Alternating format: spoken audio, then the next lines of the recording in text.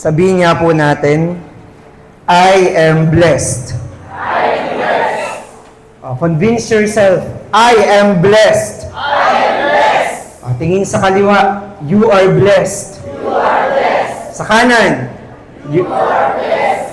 tayong lahat, we are blessed!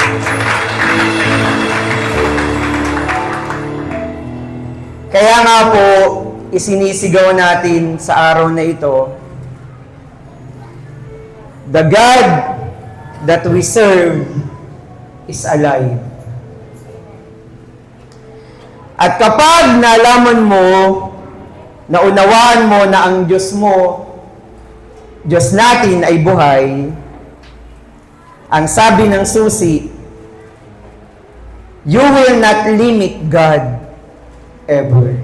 Sabihin niya po nating lahat, I will not limit God ever. Dito po sa susing ito,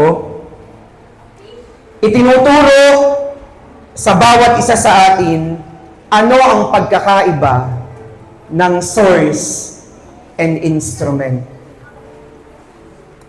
Pag sinabi po nating source is where it all comes from.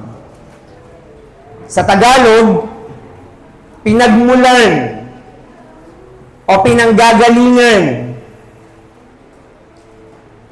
At ating narinig sa dalangin ng ating Sister Maura, wala tayong ibang source kundi ang Panginoon. Ano nga ba ang instrument? Instrument, it can be anything that is used at a given time. Ibig sabihin, instrumento. Bagay, gamit, pamamaraan ng Diyos. Maaring ito ay tao. Trabaho mo.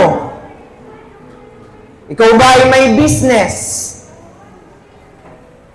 Iyan ay instrumento upang ikaw ay pagpalain. At dito po sa susing ito, merong pong kwento si Oral Roberts na kung saan yung pong kanyang uncle ay maraming tanim na mga puno. Mansanas, berries, cherries, and peaches. At yung isang puno doon ng peach, nagbubunga siya ng napakalaki. Kaya naman, pinupuntahan ang uncle niyang ito para bumili, magsibili yung mga tao. At doon, dahil sa mga buwang iyon, doon napupunuan yung kanilang pangangailangan. At dumating ang oras na kung saan hindi niya po napangalagaan ang mga bunga. Akala po niya na yung mga bunga, yun yung kanyang source. Kasi binebless siya. Kaya dumating yung pagkakataon, yung mga punong iyon ay nawala. Yung peaches na nagbubunga ng malalaki, ang naging bunga ay maliliit na lang. At nang bumalik si Oral Roberts sa kanyang uncle, nagulat siya kasi yung dating mga puno na hitik sa bunga, kokonti na lang at ang liliit. At ang tanong niya sa kanyang uncle, may bagyo ba? Dumaan ba sa bagyo, uncle, ang mga punong ito? At sabi ng kanyang uncle, hindi. Ay anong nangyari? Anong problema? At sagot ng kanyang uncle, ako ang problema.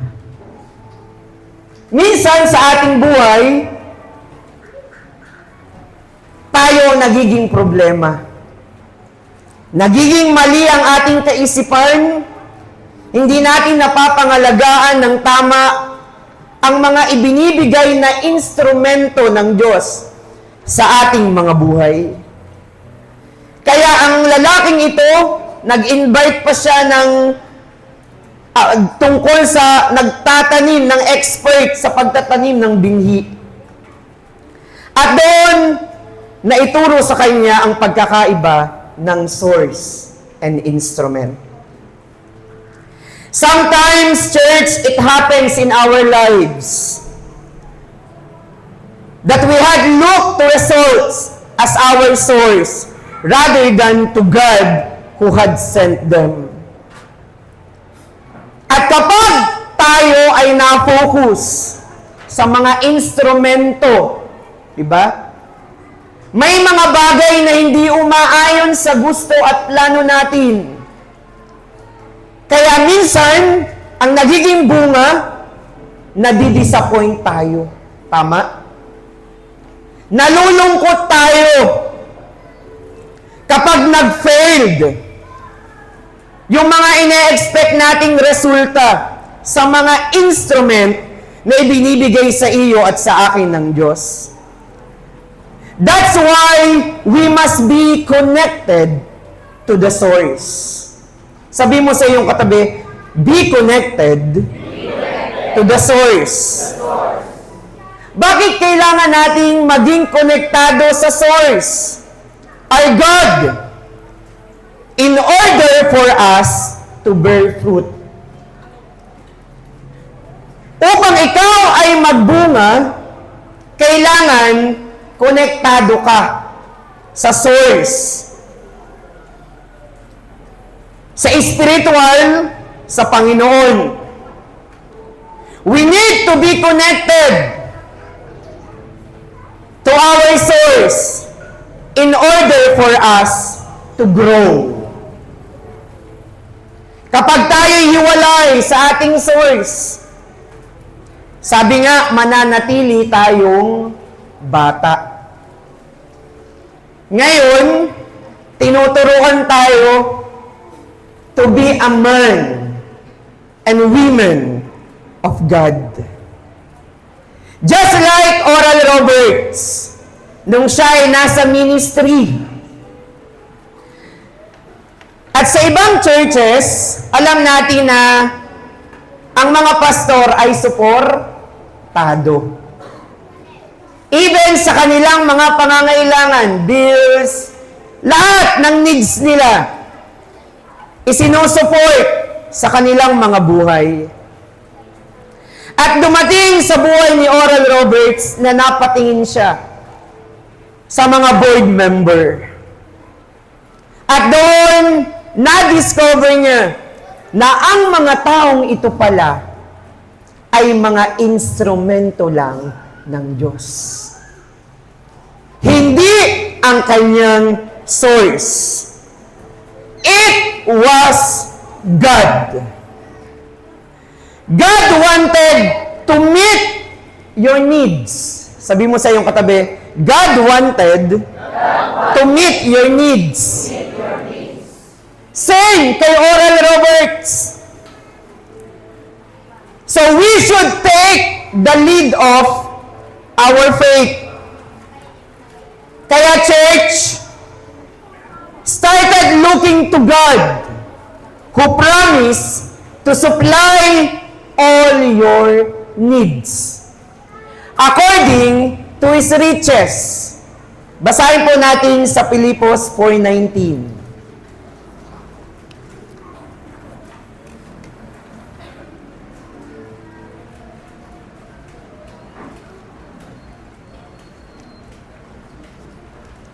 Tayo pong lahat, ready, set, go.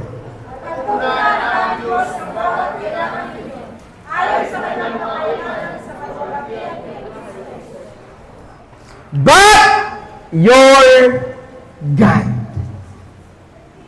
But my God shall supply all your needs. Do you want healing?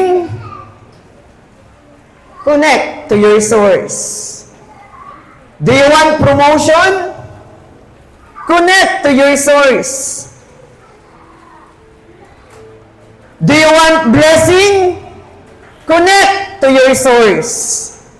Dahil ang pangako niya, at pupunan ng aking Diyos personal. It is something personal. Ano man ang iyo at aking kailangan, ayon sa kanyang mga kayamanan, sa kaluwalhatian kay Kristo Jesus. Purihin natin ang Panginoon. Oh, hallelujah.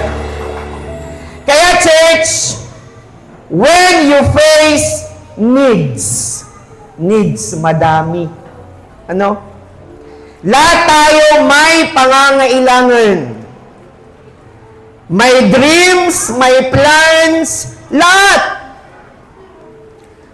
Ang kailangan mo lang gawin, kapatid, look to God in a direct way. And trust Him to help you through any means He chose. At kapag ginawa at naunawaan natin ang bagay nito, malalaman mo na ang Diyos ay madaming paraan. Amen? Madaming paraan ang Diyos. At nasa Kanya lamang ang sagot. Wala sa sino man.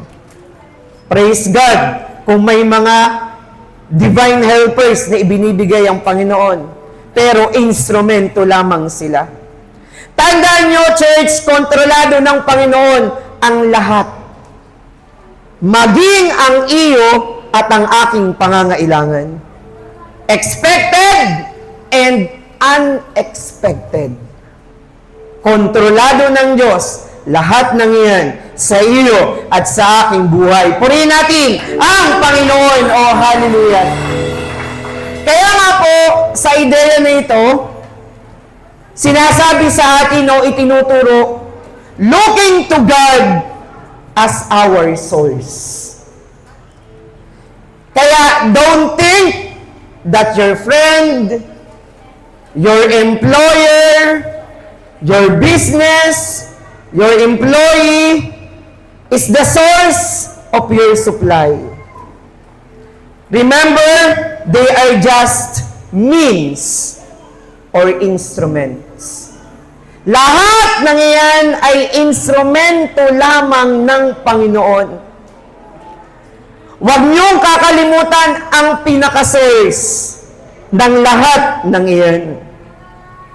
Kaya nga po, sabi dito, one source, many instruments.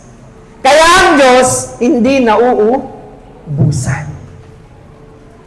Ang Diyos ay hindi nauubusan. Kaya humingi ka ng humingi. Kung ang langis nagkakaubusan, pero ang Diyos, He will provide sa kanyang mga anak. Kaya sabihin po natin, I need God. I need God. I need God. I need God.